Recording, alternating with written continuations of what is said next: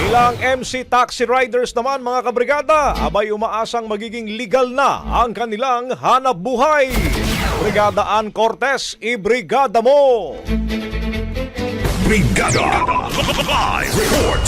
Patuloy na umaasa ang ilang motorcycle taxi riders na mapapakinggan na ng Senado ang kanilang apela hinggil nga sa pagsasabata sa Motorcycles for Our Act na kanila umanang ipinaglalaban pa simula noong 17th Congress.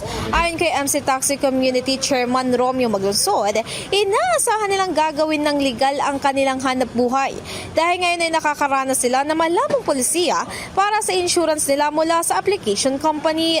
Sa pagsisimula ng pagdinig, agad namang kinwestiyon ni Senate Committee on Public Services Chairperson Senador Raffy Tulfo si LTFRB Chairperson Teofilo Guadis hinggil sa maaaring gawin para mapabuti ang hanapbuhay ng mga riders. Bilang tugon, iminungkahi ni Guadis na ipasagot na ang lahat ng discount na ibinibigay sa mga PWD at estudyante. Dito nga sa owner ng app at hindi mismo sa mga riders. Dagdag pa niya, maglalabas na lang din sila ng memorandum para rito upang may patupad ng lahat ng company owners.